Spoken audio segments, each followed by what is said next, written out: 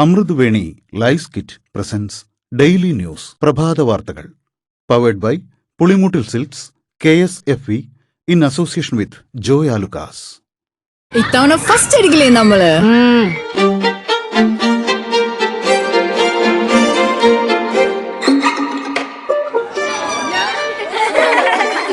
കുട്ടികൾക്കൊക്കെ പെയിൻ ശല്യം ഉണ്ടാകും. അതുകൊണ്ട് ലൈസ് കിറ്റ് ഉപയോഗിച്ച് ക്ലാസ്സിൽ വരാൻ പ്രത്യേക ശ്രദ്ധിക്കണം. ലൈസ് കിറ്റ് ലൈസ് റിമൂവർ പെയിൻ ശല്യത്തിൽ നിന്നും ഉടനടി ആശ്വാസം. നമസ്കാരം, ഞാൻ നീതു കൃഷ്ണ. ഡെയിലി ന്യൂസിന്റെ പ്രഭാത വാർത്തകളിലേക്ക് സ്വാഗതം. ഇന്ന് ഏപ്രിൽ 20 തിങ്കളാഴ്ച. പശ്ചിമേഷ്യ വീണ്ടും യുദ്ധഭീതിയിൽ.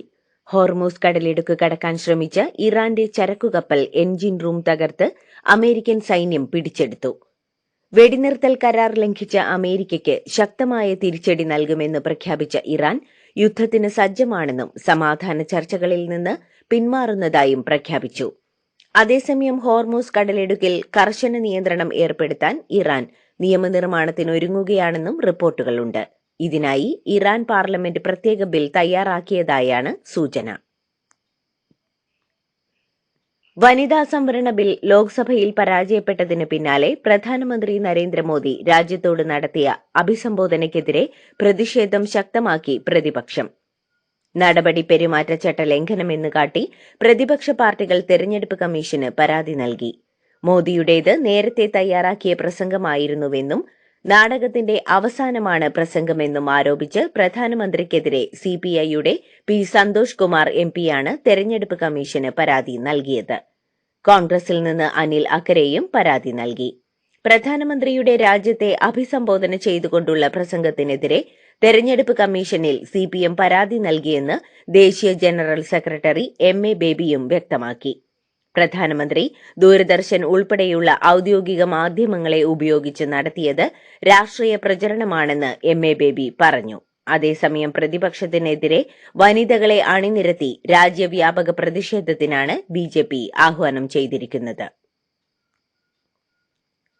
നിയമസഭാ തെരഞ്ഞെടുപ്പിൽ UDFന് വേണ്ടി പിന്നണിയിൽ നിന്ന് എല്ലാം ചെയ്തത് KC വേണുഗോപാലാണെന്ന് വെള്ളാപ്പള്ളി നടേശൻ.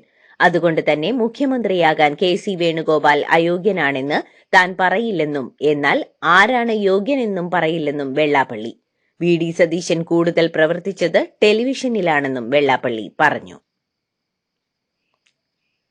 തെരഞ്ഞെടുപ്പ് ഫലം വരുന്നതിനു മുന്നേയുള്ള കോൺഗ്രസിന്റെ മുഖ്യമന്ത്രി ചർച്ചയിൽ രൂക്ഷ വിമർശനവുമായി എഴുത്തുകാരനും സാംസ്കാരിക പ്രവർത്തകനുമായ MN കാരശ്ശേരി.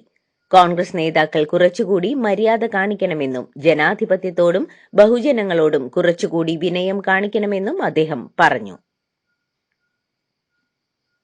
കോൺഗ്രസിലെ മുഖ്യമന്ത്രി പോരിൽ പ്രതികരിച്ച് K. മുരളീധരൻ.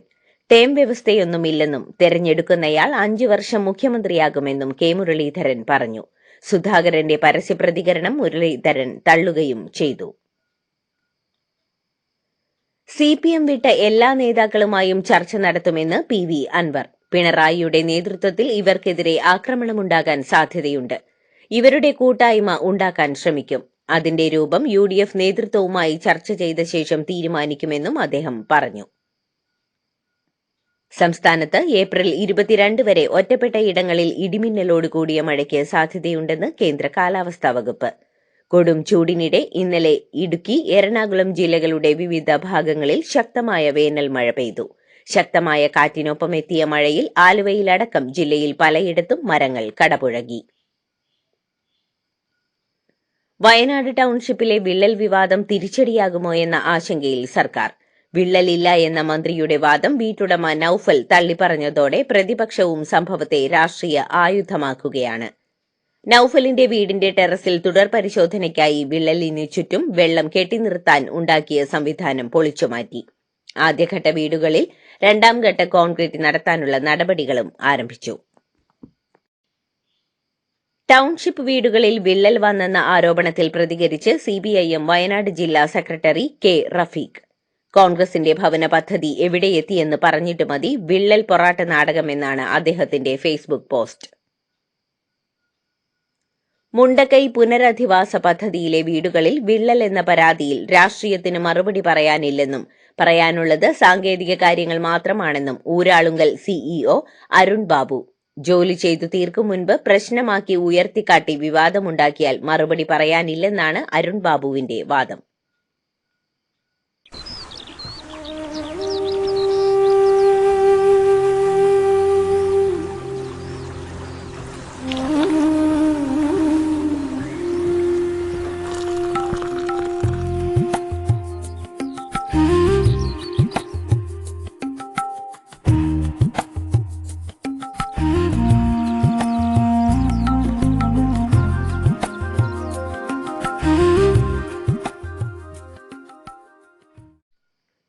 കുംഭമേള വൈറൽ താരത്തിന്റെ വിവാഹവും കേസുമായി ബന്ധപ്പെട്ട് അന്വേഷണത്തിനായി കൊച്ചിയിലെത്തിയ മധ്യപ്രദേശ് പോലീസ് തിരിച്ചുപോയി. പെൺകുട്ടിയെയും പങ്കാളിയെയും കണ്ടെത്താനാകാത്ത സാഹചര്യത്തിലാണ് മധ്യപ്രദേശ് പോലീസ് നാട്ടിലേക്ക് തിരിച്ചത്. അതേസമയം കുംഭമേളയിലെ വൈറൽ പെൺകുട്ടി ഗർഭിണിയാണെന്നും പോലീസിന് മുന്നിൽ ഉടൻ നേരിട്ട് ഹാജരാകാനില്ലെന്നും ഭർത്താവ് ഫർമാൻ മധ്യപ്രദേശ് പോലീസിനെ വിവരമറിയിച്ചെന്നും റിപ്പോർട്ടുകളുണ്ട്. മലപ്പുറം അങ്ങാടിപ്പുറത്ത് മന്തിയുടെ ചിത്രം ഉൾപ്പെടുത്തിയ വിഷു ആശംസയ്ക്ക് പിന്നാലെ 3 പേരെ പോലീസ് അറസ്റ്റ് ചെയ്തു. 3 പേരും ഹോട്ടൽ ഉടമകളാണ്. മുസ്തഫ, ഷാഹുൽ ഹമീദ്, മുഹമ്മദ് ഷാഹിൽ എന്നിവരെയാണ് അറസ്റ്റ് ചെയ്തത്. കണ്ണൂർ അഞ്ചരക്കണ്ടി ഡെന്റൽ കോളേജ് വിദ്യാർത്ഥി നിതിൻ രാജിന്റെ മരണത്തിൽ കോളേജിൽ ആർക്കും പങ്കില്ലെന്നും ജീവനൊടുക്കാൻ കാരണം ലോൺ ആപ്പ് ഭീഷണിയാണെന്നും മാനേജ്മെന്റിന്റെ വിശദീകരണക്കുറിപ്പ്. ജാതി വിവേചന ആരോപണം തെറ്റെന്നും മാനേജ്മെന്റ് വ്യക്തമാക്കുന്നു. ഇടുക്കി നാരകക്കാനത്ത് ജീപ്പ് കൊക്കയിലേക്ക് മറിഞ്ഞുണ്ടായ അപകടത്തിൽ 2 പേർ മരിച്ചു. ഒരു സ്ത്രീയും 6 മാസം പ്രായമുള്ള കുഞ്ഞുമാണ് മരിച്ചത്. നാരകക്കാനത്ത് വിവാഹ ചടങ്ങിൽ പങ്കെടുക്കാൻ എത്തിയവരുടെ വാഹനമാണ് അപകടത്തിൽപ്പെട്ടത്. വഴുതക്കാട് വാഹനാപകട കേസിൽ നടൻ മണിയൻ പിള്ള രാജുവിന് ക്ലീൻ ചീറ്റ്. അപകട സമയത്ത് മണിയൻ പിള്ള രാജു മദ്യപിച്ചിരുന്നില്ലെന്ന് ശാസ്ത്രീയ പരിശോധനയിൽ തെളിഞ്ഞു. ഇതോടെ മദ്യപിച്ച വാഹനം ഓടിച്ചെന്ന കുറ്റം ഒഴിവാക്കി പോലീസ് കോടതിയിൽ റിപ്പോർട്ട് സമർപ്പിച്ചു. തൃശൂർ കോടാലിയിൽ 8 വയസ്സുകാരൻ പാമ്പുകടിയേറ്റു മരിച്ചു. കാവുങ്ങൽ സിൽജോയുടെയും ജോൺസിയുടെയും മകൻ ആൽജോയാണ് മരിച്ചത്. ആൽജോയുടെ സഹോദരൻ അനോജിനും പാമ്പുകടിയേറ്റു. അനോജ് അപ്പോളോ ആശുപത്രിയിൽ ചികിത്സയിൽ കഴിയുകയാണ്. കുട്ടികൾ കിടന്ന മുറിയിലെ തലയണയ്ക്കടയിൽ നിന്നാണ് പാമ്പിനെ കണ്ടെത്തിയത്. നാസിക് TCS കേസിൽ പരാതി നൽകിയ യുവതി പട്ടിക വിഭാഗത്തിൽ നിന്നായതുകൊണ്ട് 1-ാം പ്രതി ഡാനിഷ് ഷെയ്ഖിനെതിരെ SC/ST നിയമപ്രകാരവുമുള്ള വകുപ്പ് കൂടി ചുമത്തി. ലൈംഗികാതിക്രമം, മതപരിവർത്തനം തുടങ്ങിയ ആരോപണങ്ങളിലാണ് കേസിലെ മുഖ്യപ്രതി ഡാനിഷിനെതിരെ പോലീസ് കേസെടുത്തിരുന്നത്. MK സ്റ്റാലിന് പിന്തുണയുമായി തമിഴ്നാട്ടിലെ ബിഷപ്പുമാർ. വോട്ടെടുപ്പിന് മുൻപുള്ള ഞായറാഴ്ച ബിഷപ്പുമാരുടെ സംഘം സ്റ്റാലിനുമായി കൂടിക്കാഴ്ച നടത്തി. റോമൻ കാത്തോലിക്ക, Syro Malabar, Latin, CSI, Yakobaya, Lutheran, evangelical സഭകളിലെ ബിഷപ്പുമാരും വൈദികരും സംഘത്തിലുണ്ടായിരുന്നു. തമിഴ്നാട് വിരുദുനഗർ കട്ടനാർപട്ടിയിലെ ഒരു പടക്ക നിർമ്മാണശാലയിലുണ്ടായ സ്ഫോടനത്തിൽ 22 പേർ കൊല്ലപ്പെട്ടു. 8ഓളം പേർക്ക് ഗുരുതരമായി പരിക്കേൽക്കുകയും ചെയ്തു. വനജ പടക്ക നിർമ്മാണശാലയിലാണ് സ്ഫോടനമുണ്ടായത്. സ്ഫോടനം നടക്കുമ്പോൾ ഇവിടെ 30ഓളം തൊഴിലാളികൾ ഉണ്ടായിരുന്നു എന്നാണ് റിപ്പോർട്ട്. പോളിംഗ് ഉദ്യോഗസ്ഥരെ എൻഫോഴ്സ്മെന്റ് ഡയറക്ടറേറ്റിനെ ഉപയോഗിച്ച് ഭയപ്പെടുത്തുകയാണെന്ന് പശ്ചിമബംഗാൾ മുഖ്യമന്ത്രി മമതാ ബാനർജി. തൃണമൂൽ കോൺഗ്രസിന്റെ പോളിംഗ് ഏജന്റുമാരെയും പ്രവർത്തകരെയും ഭീഷണിപ്പെടുത്താൻ EDയെ ഉപയോഗിക്കുകയാണെന്നും തെരഞ്ഞെടുപ്പിന് തൊട്ടുമുൻപ് ഇത്തരം റെയ്ഡുകൾ നടത്തുന്നതിന്റെ ഉദ്ദേശം എന്താണെന്നും മമത ചോദിച്ചു. ബംഗ്ലാദേശിലെ പുതിയ ഇന്ത്യൻ ഹൈക്കമ്മീഷണറായി മുൻ കേന്ദ്രമന്ത്രിയും BJP നേതാവുമായ ദിനേശ് ത്രിവേദിയെ നിയമിച്ചു. നിലവിലെ ഹൈക്കമ്മീഷണർ പ്രണയ് വർമ്മയ്ക്ക് പകരക്കാരനായാണ് അദ്ദേഹം എത്തുന്നത്. സുരക്ഷാ മുൻകരുതലുകളുടെ ഭാഗമായി അടച്ചിട്ടിരുന്ന ദുബായിലെ ഗ്ലോബൽ വില്ലേജ് ഇന്ന് വൈകുന്നേരം 5 മണി മുതൽ പ്രവർത്തനം പുനരാരംഭിക്കുമെന്ന് അധികൃതർ അറിയിച്ചു. എല്ലാ ദിവസവും വൈകുന്നേരം 5 മണി മുതൽ അർദ്ധരാത്രി 12 മണി വരെയാണ് പ്രവർത്തന സമയം.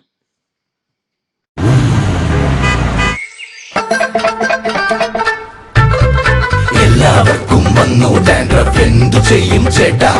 പേടിക്കണ്ട, ഇവിടുണ്ടല്ലോ ഡാൻഡ്രോഫിറ്റിൻ ഓയിൽ. ഉടനടി മാറും താരൻ, ഉപയോഗിക്കൂ വേഗം. Amrutveni Dandroquet, the ultimate dandruff solution.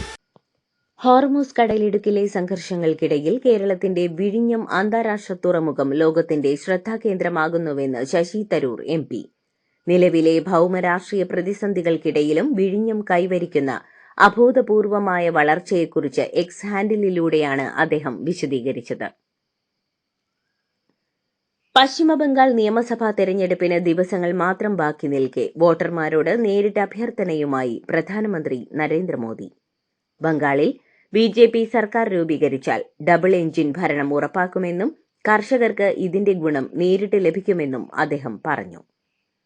Trinamool കോൺഗ്രസിന്റെ ഇടനിലക്കാരെ ബംഗാളിലെ മാർക്കറ്റുകളിൽ നിന്ന് പുറത്താക്കുമെന്നും അതുവഴി കർഷകർക്ക് അവരുടെ ഉൽപ്പന്നങ്ങൾക്ക് ന്യായവില ലഭിക്കുമെന്നും അദ്ദേഹം ഉറപ്പു നൽകി. താനും രാഹുലും ഒരേ ലക്ഷ്യത്തോടെയാണ് രണ്ട് ദിശയിൽ സഞ്ചരിച്ചതെന്നും സഖ്യത്തിന്റെ ജയത്തിനായി വിവിധ സ്ഥലങ്ങളിൽ പോയെന്നും BJPക്ക് പരോക്ഷ മറുപടിയുമായി തമിഴ്നാട് മുഖ്യമന്ത്രി MK സ്റ്റാലിൻ. ഞാൻ ചെന്നൈയിലും രാഹുൽ തെക്കൻ തമിഴ്നാട്ടിലും പ്രചാരണം നടത്തുമെന്നും സ്റ്റാലിൻ പറഞ്ഞു.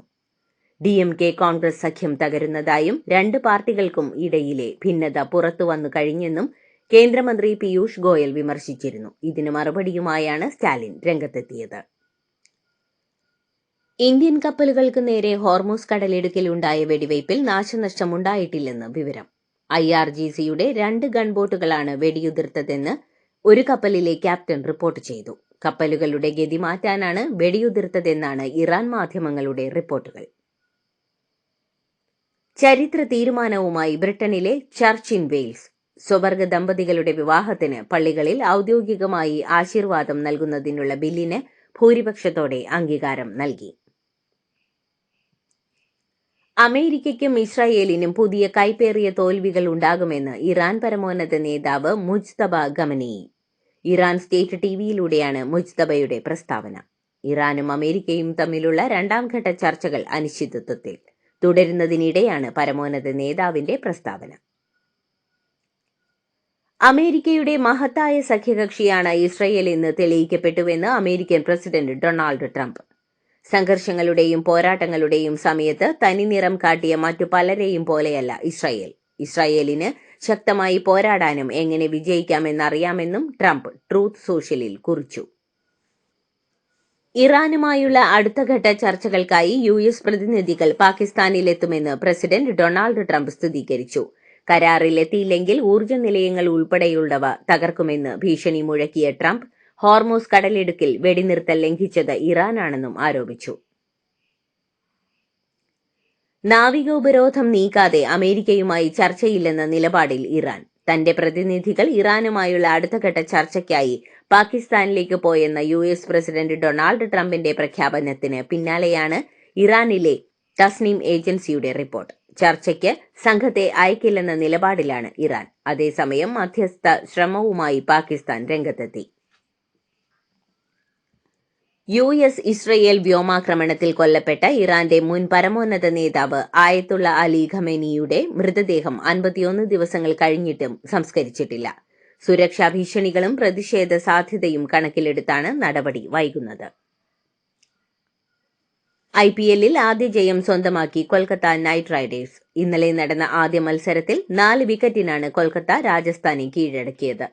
രാജസ്ഥാൻ ഉയർത്തിയ 156 റൺസ് വിജയലക്ഷ്യം 19.4 ഓവറിൽ 6 വിക്കറ്റ് നഷ്ടത്തിൽ KKR മറികടന്നു.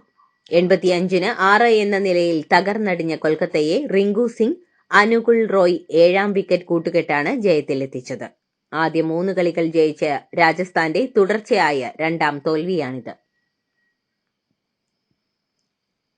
IPLൽ തോൽവിയറിയാതെ പഞ്ചാബിന്റെ കുതിപ്പ്. ഇന്നലെ നടന്ന 2ാമത്തെ മത്സരത്തിൽ ലക്നൌ സൂപ്പർ ജെയിൻസിന് 54 റൺസിന് കീഴടക്കിയാണ് പഞ്ചാബ് ജൈത്രയാത്ര തുടരുന്നത്. ആദ്യം ബാറ്റ് ചെയ്ത പഞ്ചാബ് 37 പന്തിൽ 93 റൺസ് എടുത്ത പ്രിയാൻഷ് ആര്യയുടെയും 46 പന്തിൽ 87 റൺസ് എടുത്ത കൂപ്പർ കൊണാലിയുടെയും മികവിൽ 7 വിക്കറ്റ് നഷ്ടത്തിൽ 254 റൺസ് എടുത്തിരുന്നു. മറുപടി ബാറ്റിംഗിനിറങ്ങിയ ലക്നൌവിന് 5 വിക്കറ്റ് നഷ്ടത്തിൽ 200 റൺസ് എടുക്കാനേ സാധിച്ചുള്ളൂ. ഇതോടുകൂടി ഡെയിലി ന്യൂസിന്റെ ഇന്നത്തെ പ്രഭാത വാർത്തകൾ സമാപിക്കുന്നു. ഡെയിലി ന്യൂസിനു വേണ്ടി വാർത്തകൾ വായിച്ചത് നീതു കൃഷ്ണ. ഡെയിലി ന്യൂസ് ലൈവ്.in വാർത്തകൾ വിരൽ തുമ്പിൽ.